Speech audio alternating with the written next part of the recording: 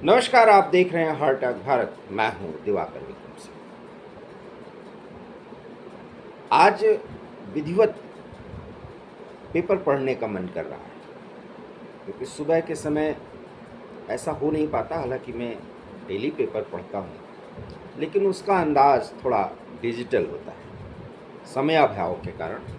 लेकिन आज फुर्सत के पल में परंपरागत तरीके से पेपर पढ़ रहा हूं और कुछ सुर्खियां देखने के बाद उस पर प्रतिक्रिया व्यक्त करने का मन कर रहा है। जैसे पहली सुर्खी है, केजरीवाल को बेल, सीबीआई पर तोते का तंज। एससी बोला सीबीआई को पिंजरे के तोते वाली धारणा से खुद को दूर करना होगा। बेल की शर्तों के मुताबिक सीएम ऑफिस विजिट नहीं कर सकेंगे केजरीवाल। हिरासत में रखना स्वतंत्रता के अधिकार से वंचित करने जैसा ये कोर्ट का कमेंट है। और एक बॉक्स में खबर है, पोर्ट ब्लेयर का नाम बदला, अब श्री विजयपुरम कहलाएगा पोर्ट ब्लेयर। और तीसरी खबर जो मुझे बहुत अच्छी लग रही है, जगदीश टाइटलर कांग्रेस के नेता रहे, जाने माने नेता रहे, दिल्ली में रहे हैं और केंद्रीय मंत्री रहे, कई पदों पर रहे कांग्रेस के। उन पर मुकदमा चलेगा।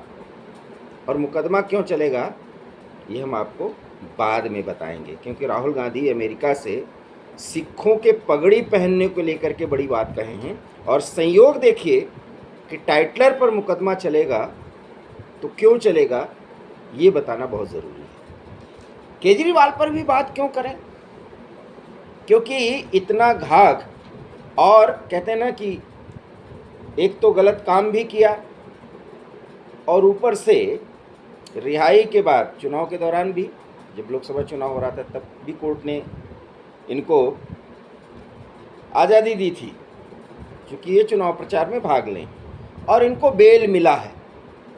और बेल किन शर्तों पे मिला है कि सीएम ऑफिस नहीं जा पाएंगे।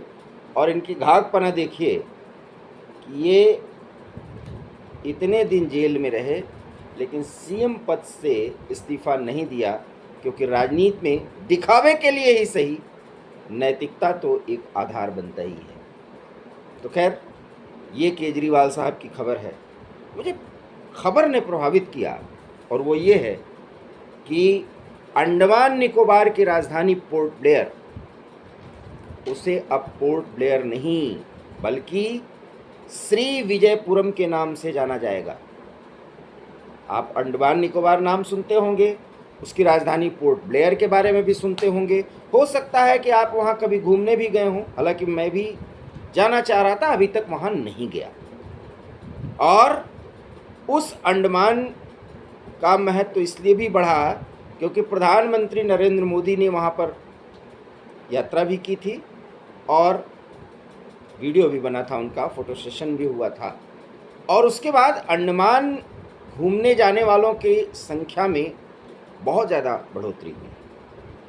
लेकिन श्री विजयपुरम नाम अगर अंडमान निकोबार का दिया गया है तो इसके बड़े मायने हैं। हालांकि इसकी जानकारी गृह मंत्री अमित शाह ने एक्स पर दी है, और एक्स पर जो उन्होंने साझा किया वो मैं पढ़ देता हूँ। उन्होंने लिखा कि देश को गुलामी के सभी प्रतीकों से मुक्ति दिलाने के प्रधानमंत्री मोदी के संकल्प से प्रेरित होकर 13 दिसंबर को गृह मंत्रालय ने पोर्ट ब्लेयर का नाम श्री विजयपुरम करने का निर्णय ले लिया है। यह द्वीप नेताजी सुभाष चंद्र बोस के सबसे पहले तिरंगा फहराने से लेकर सेलुलर जेल में वीर सावरकर और अन्य स्वतंत्रता सेनानियों के द्वारा माँ भारती की स्वाधीनता के लिए संघर्ष का स्थान भी है। तो ये दो बातें अमित शाह जी ने बताई, एक गृह मंत्री के रूप में, और एक गृह मंत्रालय का फैसला है नाम बदलने का श्री विजयपुरम, कि एक तो सुभाष चंद्र बोस नेताजी सबसे पहले आज़ादी का तिरंगा फहराया था, तो इसलिए अंडमान निकोबार का बहुत महत्व है। लक्षद्वीप मेरे मुंह से निकल रहा था, अंडमान निकोबार का महत्व है, और उसकी राजधानी पोर्ट ब्लेयर का महत्व है। लेकिन इससे भी बड़ी बात है, अगर प्राचीन काल या प्राचीन मध्यकाल, प्राचीन और काल के बीच के स्थान को देखें तो भी पोर्ट ब्लेयर बहुत ही स्ट्रैटेजिक महत्व के लिए जाना जाता था, जहाँ तक अखंड भारत का सवाल है। क्योंकि चोल साम्राज्य में इतिहास के विद्यार्थी होने के नाते अक्सर प्राचीन इतिहास के कुछ गौरवपूर्ण क्षणों को जरूर याद दिलाता हूँ। तो ये चोल साम्राज्य के दौरान चोलों का नौसैनिक अड्डा होता था अंडमान निकोबार, और ये पोर्ट ब्लेयर, और ये इतना स्ट्रेटेजिक महत्वपूर्ण स्थान था कि इसके माध्यम से पूरे अखंड भारत को बहुत हद तक सुरक्षित भी किया जा सकता था, और नौसैनिक रूप से बहुत जिसको कहते हैं कि शक्तिशाली स्थान बनाया जाता था या देश बनाया जाता था भारत में। तो इसका नाम श्री विजयपुरम रखा है। लेकिन जिस तरीके की राजनीति वर्तमान समय में कांग्रेस की विचारधारा को लेकर के है, तो शायद इस पर एक बहुत बड़ी चोट है जब ये बताया जाता है कि पंडित जवाहरलाल नेहरू ने आज़ादी के बाद सबसे पहले तिरंगा फहराया और आज़ादी का एहसास हुआ। तो आप जान लीजिए, नेताजी सुभाष चंद्र बोस ने आज़ाद भारत का पहला तिरंगा लहराया था, और उस समय से भारत ने आज़ादी को महसूस करना शुरू कर दिया था। होना तो ये चाहिए कि जब वो तिरंगा झंडा उन्होंने फहराया था और आज़ादी की घोषणा की थी, आज़ादी का दिवस वो होता। लेकिन खैर, इतिहास को बदला नहीं जा सकता, लेकिन इतिहास के कुछ पल जरूर याद किए जाते हैं। उसको गौरवपूर्ण क्षण या इतिहास में गौरवपूर्ण स्थान मिलना ही चाहिए। और प्रधानमंत्री नरेंद्र मोदी के नेतृत्व में एक बड़ा फैसला कर लिया गया, नाम भी बहुत सटीक दिया गया है, श्री विजयपुरम। तो पोर्ट ब्लेयर अब श्री विजयपुरम के नाम से जाना जाएगा। नेताजी ने वहाँ पर तिरंगा झंडा लहराया था। उसके लिए सेलुलर जेल, जहाँ अंग्रेज काला पानी की सज़ा देते थे और वहाँ से निकलना मुश्किल होता था, वीर सावरकर को जिस तरीके से कैद में रखा गया, और उसको लेकर के कांग्रेस जो राजनीति करती है, वो वीर सावरकर के एक तरह से तपोभूमि है। वहाँ उन्होंने अपने शरीर को गलाया, और वो भी सिर्फ अखंड भारत की आज़ादी के लिए, हिंदुस्तान के लिए उन्होंने जो संघर्ष किया, उसके संदर्भ में भी पोर्ट ब्लेयर को जाना जाना चाहिए, जो अब श्री विजयपुरम के नाम से जाना जाएगा। ये दो बातें हुई। और तीसरी बात, ये स्ट्रैटेजिक रूप से बहुत ही महत्वपूर्ण है, और आधुनिक भारत में वर्तमान सरकार हर एक द्वीप को बहुत ज़्यादा महत्व दे रही है, और जिस तरीके से चीन की साम्राज्यवादी सोच आगे बढ़ रही है, उसमें पोर्ट ब्लेयर या अंडमान निकोबार जैसे स्थानों का महत्व बढ़ाना, उसे डेवलप करना, ताकि वहाँ पर पर्यटन भी बढ़े और स्ट्रैटेजिक रूप से भारत के सुरक्षा का एक आधार बने। इसी के तहत पोर्ट ब्लेयर का नाम भी बदला गया और पूरे अंडमान का विकास भी किया जाएगा। तो ये दो ऐसी बातें हैं जो राहुल गांधी के लिए एक बड़ी खबर है, और निश्चित रूप से कांग्रेस इसका विरोध करेगी, क्योंकि कांग्रेस ये कहती है कि इतिहास से छेड़छाड़ करके नाम बदलने से क्या होगा।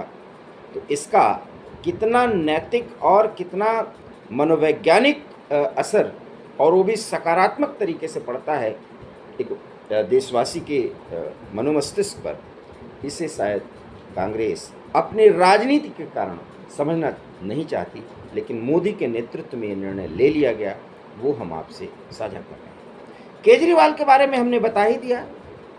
इस बार फिर जब उनकी रिहाई हुई, कोर्ट ने क्या कुछ कहा, और रिहाई के बाद किस तरीके से वो रंगा बिल्ला की जोड़ी को जेल भेजने की बात कर रहे थे। अब आप समझ रहे हैं, रंगा बिल्ला। अब रंगा कौन है, बिल्ला कौन है? बहरहाल प्रधानमंत्री और गृह मंत्री पर उन्होंने टिप्पणी की।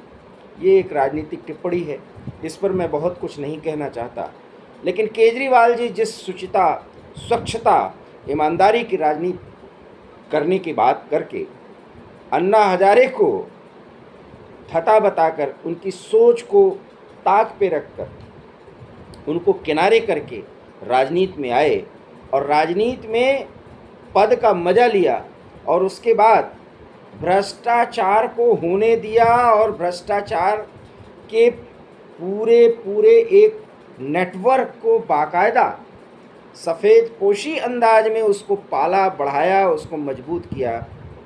क्या अब भी उनका ये हक बनता है कि वो ईमानदारी की बात करें या रंगा बिल्ला का नाम देकर प्रधानमंत्री या गृह मंत्री को जेल भेजने की बात करें? लेकिन लेफ्ट लिबरल गैंग उनके समर्थन की बात करेगा और कोर्ट की बात करेगा, लेकिन कोर्ट ने माना कि कोर्ट ने माना, फिर मैं कह रहा हूँ कोर्ट ने माना है और वो भी सुप्रीम कोर्ट ने माना है, इनकी गिरफ्तारी बिल्कुल सही है।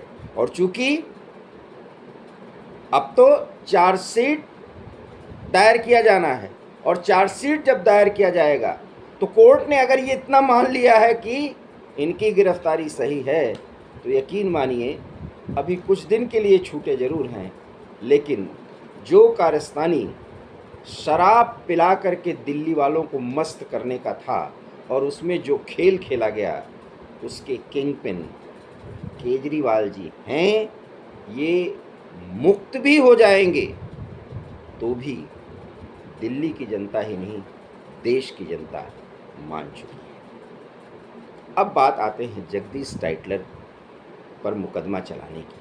बहुत छोटी सी खबर है कि टाइटलर पर मुकदमा चलेगा। हालांकि अगर यही बात भारतीय जनता पार्टी के संदर्भ में होती या किसी हिंदुत्व या इस तरह के मुद्दे को लेकर के इस तरह की बात होती तो कई लेफ्ट लिबरल गैंग के पत्रकार या उससे जुड़े पेपर, मैं नाम नहीं लेना चाहता, और अब तो मीडिया भी डिवीज़न उसमें हुआ है, ये जानना चाहिए। ये बहुत छोटी सी खबर दी गई है, सिर्फ 3 लाइन की। इसे हम लोग, चूँकि मैं न्यूज़पेपर में भी रहा हूँ, महत्वपूर्ण भूमिका में रहा हूँ, इसमें 4 लाइन की खबर है, डिब्बी में फर्स्ट पेज में ही दिया गया, टाइटलर पर चलेगा मुकदमा। और क्या है कि 1984 के सिख दंगों के दौरान पुलबंगश इलाके में 3 सिखों की हत्या के मामले में पूर्व केंद्रीय मंत्री जगदीश टाइटलर के खिलाफ शुक्रवार को आरोप तय हो गए हैं। कोर्ट उन पर मुकदमा चलाए जाने का निर्देश दे दिया है। सोचिए, ये वही कांग्रेस के नेता हैं और बाकायदा राजीव गांधी के रिज्यूम में उसके पहले ये कितना महत्वपूर्ण स्थान रखते थे, शायद आज की नई पीढ़ी को पता भी नहीं होगा।